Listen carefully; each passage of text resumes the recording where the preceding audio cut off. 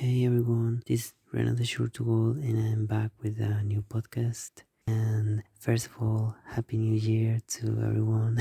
And yes, today we're gonna talk about Giovanni's Room by James Baldwin. Well, I was supposed to upload last week, 29th of December. I was supposed to upload the Chain of Gold podcast. That it's actually the first book of the Last Hour series by Cassandra Clare, and it's part of the Shadowhunter series, but some part of the podcast got a little bit noisy with wine and my own breath, so it couldn't be saved, so I have to delete it and just wait till I read some new book. And my first book of this year of 2024 is Giovanni's Room by James Baldwin. And oh my god, I'm so sad. I'm really so sad. I just finished the book this afternoon and I was with a headache and everything, and I felt so sad. Like, I'm so sad. But yes, well, it's a good book. So like, it's short.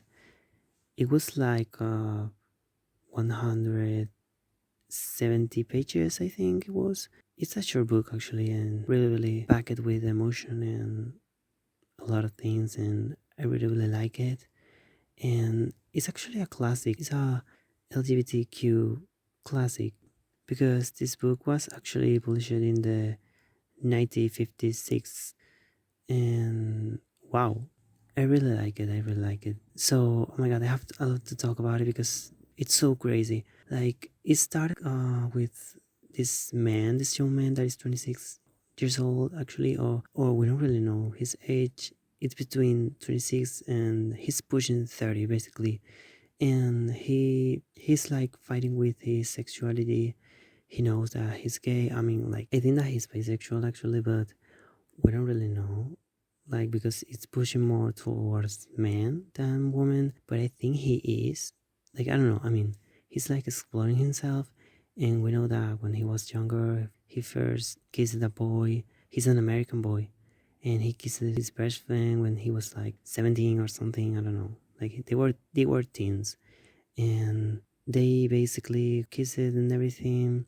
And that's when he basically woke up and he didn't really like it, so he just tried to forget. And then a lot of things happens. David came to Paris in France, and oh my god, there he meets this young man that is called Giovanni, and he's actually Italian. And his backstory is so crazy, like, because he escaped it. We don't really know this until like basically the nearly end of the book, and we know that Giovanni's because Giovanni's tell David that he had a baby with a woman, but the baby died, so they buried the baby in like a church cemetery. I don't know. He lived in like a countryside place from Italy, and yes, it was so crazy actually. Then he told him that he escaped. He left his girlfriend with his mother, and he escaped to France, to Paris. Okay, and oh my god, there's so much shit. And then Giovanni's work with this man that's called Guillaume, and he's like the a famous man there because his surname is of one of the oldest families in France, and he have like a pub, or like just like a pub, and it's basically like a gay bar, like this guy said, because they talk a lot about how the outcasts came into those places in that street, and a lot of men basically came there to follow young boys, to basically pay for them, or a lot of shit. Anyways, it's so crazy. It's not really so different how sometimes gay relationships are made. Like, you'll know what I mean. Like, I'm not saying this in a bad way, because I'm bisexual and I know what I'm talking about. So I think that it's really well portrayed in the book, and even in that era. And there's a lot of men in this book that try to pretend that they're okay, like they have like a double life, like they live with their wives, and then they came to follow the young boys to fuck them and everything. And yes, it's not really different like from today's situation. In some people, like, I mean, it's not the same obviously, but I really like it how they portrayed that issue, that it is for like the struggle for gay people to really have a relationship like in a open view, you know, because basically that's the whole point of the book. Like it's basically a person, a young man who's struggling with his sexuality because in his country, in America, it's a crime, it's illegal, and then in Europe, like it's basically not, but it's not like good to the public. And then we have Hela, that is his fiance. Well, not really in the first half of the book, but in the second half, we know that she becomes his fiance. He's actually in France while she's in Spain because she needed time to think about their relationship. Then he basically started living with Giovanni in his room. That is a maid room actually, and he becomes so like in love, but he doesn't like really want to admit it at first. And they have like plans of renovating the room. Then it came like a letter from Hela telling him that she was going to come to France after living in Spain, and he's basically panicking because he have to get out of he have to leave Giovanni's basically, because obviously she couldn't know that he was having an affair with him, like with a man, you know. Y'all know what I mean. And then like he basically go crazy in his mind, like, I hate him, I love him, he's disgusting, he's not disgusting. When I kiss Hela, I don't feel anything. When I kiss her, when I fuck her, it's just to forget Giovanni's because I hate him, I find him disgusting. It's a lot of shit going on in his mind, honestly. And you can really see how like a person who lives in like a homophobic situation or place, literally this is how people, I think, will feel, because it's something like, you know, that you like that, but you know that you shouldn't do that, because not because of you think about that for yourself, because you think about what other people will think about you. Like it touched a lot of issues that it's really important that a lot of gay people read this book. I think that it should be recommended to every gay people or every person who is struggling with their sexuality, because I think it's important to know that you're not the only one struggling with this kind of issues, because there's a lot of people in this world who is gay or part of the community and is still struggling, because there's still countries who kill people for who they are, for basically loving a person, like, because it's just that, it's just loving a person. Like, you love a person and then you become killed because some other people, I don't know, don't like it. Like it doesn't came to my mind like some rational thought to that action. Like, I don't understand how people can be mean toward others people life. Like, let people live. We're gonna be in this world like what, 2 days? Let people live, bitch. Who the fuck give a fuck? Girl, oh my god.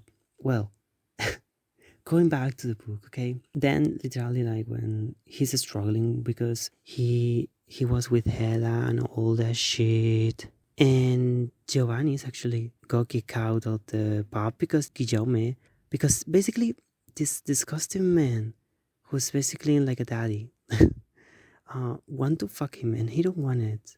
He just want to work there. He just want to work there as a waiter because he needs the money, and he basically kicked him out because he don't want to fuck with him, with this old man. And he accused him in front of every outcast queer people that was there in that moment. He accused him of stealing the money from the cash register, and I was like, girl, what the fuck? And then everyone believes him, and then basically he became crazy as fuck, and he was in the room with David. He cried a lot, and then David basically left him because Hela came, and he needed to forget him because I don't know, because he couldn't accept that he was in love with him, and he told him that two men can't be together in that year. I mean, like, I understand because I mean, those years, probably like that era, it will be damn difficult for queer people to survive. I mean, I understand, but he was honestly so mean, and then he was so the last part of the book, he was so ashamed that he left him because he he basically came accused of killing Guillaume because Guillaume basically was found dead with a bad rope around his neck, and who everyone said that it was the killer, Giovanni. But it was not really like a. We know later that it's not really like false news or people accusing him because just because he was accused before. I mean, that was probably part of the reason, but we know later that they saw him coming, and then David basically knows what really happened. He doesn't talk to Giovanni because he basically escaped, like the police were searching him, and the police were searching too in the K district, basically in the street of the outcast. And yes, he knows that Giovanni came to the pub, came to ask Guillaume to work again, and then Guillaume told him to came up to the apartment that was on the second floor of the pub and where he lived, and then he fucked him, and Giovanni's like let himself be fucked by him, by this disgusting man, because he literally wanted the job because he couldn't be survived because he didn't have any money left, basically. And David couldn't hear him because his father was like pressing him to know what's going on there, because I can send you the money if you don't tell me what's going on there. And he couldn't ask his father to help Giovanni, I mean, if he wanted to, because we know that he wanted to, but he couldn't. So basically he gotten like with bad people, and he basically didn't did really well in those times after David left him alone in the room. So basically he came there after everyone was out, the pub was closed, and basically he was laid out, and then Guillermo told him that he couldn't give him the job because he had other reasons. So he became mad as fuck like Giovanni's because he was feeling dirty and disgusting, and he basically killed him and choked him with the bad rope. Yes. Then he flee, and everyone was searching him, and they found him in like a ship, and then he was accused of murder, and he was in a trial and everything. And Jax, this man, this old man too, who basically paid David a lot to, and that's basically how he survived in France. But he didn't really like sleep with him, I think, because you can tell if he did, but I think he didn't. But okay, and then he sent him like a letter telling him when the execution was going to happen, because they were going to execute Giovanni's for killing Guillaume, basically. And yes, because he admitted the guilty, basically, because we know that a lot of time in the book Giovanni said that he wanted to escape his body, his dirty body. Basically, he's so depressed because he couldn't even came back to Italy because of all that happened. And oh my god, I'm so sad because at the end of the book, this like because hell, oh my god, I forgot about it too. I nearly forgot. This is the important part. So basically, we know that when David was so feeling so like bad with himself, that he was with Hela but wasn't feeling like anything at all when they were fucking on, or they were like touching each other basically or kissing. So he escaped and laid out basically with a sailor, and then Hela came to the bar where they were like drinking, and basically she called him Bob, and then she told him, I knew it. I knew that. I was suspicious about it. And he was like, oh, really? Yeah. But I didn't want it to think that it was true. I wanted you to tell me the truth. And I can't believe that I have to find out for myself. And I was like, God, if you knew, why didn't you tell him, basically? Because he told a lot of times without him like realizing that he was saying that he loved Giovanni. And girl, that's the key. How did you not realize it before? Like, for real? It's so obvious. Oh my god. And then she becomes mad as fuck. And then she leaves him and he becomes so depressed while he's waiting for the trial of this boy Giovanni. And the last day that he was going to leave Paris because he was tired of Paris and he couldn't handle all the memories and everything he had there with Giovanni, he admits for himself that he loved Giovanni. And then we got this sad like vision. Not like vision, it's like something poetic that he see himself in the mirror and then he can see how Giovanni is feeling in the moment that they were taking him to the guillotine, basically. And oh my god, it was so poetic, so sad, so like, and then the whole world falling opens and he stand alone, the whole world falling away from him, the earth tilts, his throat forward on his face in darkness, and his journey begins.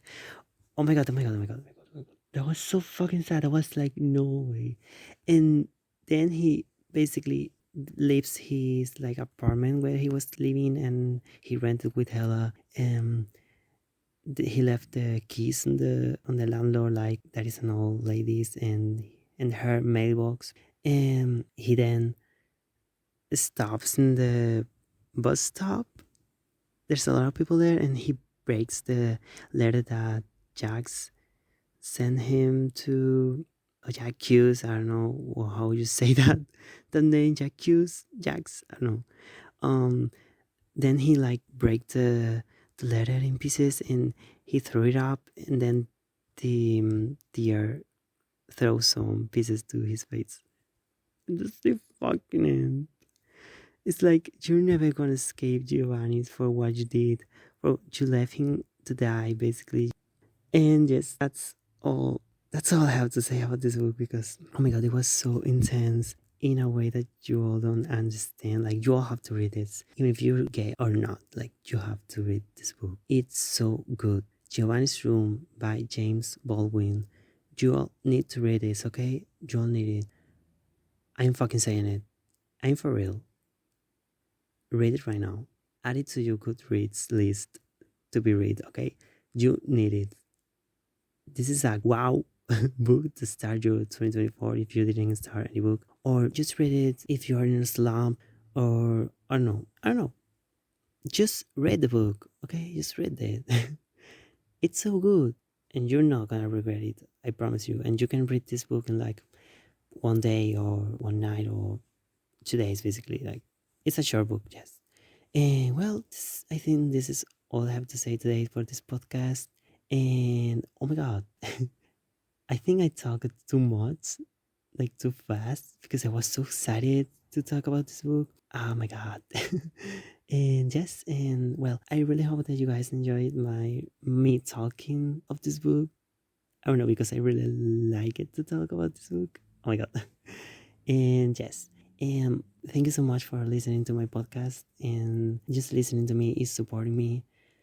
So if you're just listening to this podcast, thank you. And if you're adding this podcast to your playlist, thank you too. And if you're downloading this podcast, thank you too. And if you're liking this podcast, thank you too. Thank you, basically. And well, again, Happy New Year to everyone. And read this book. Read this book. Okay, bye.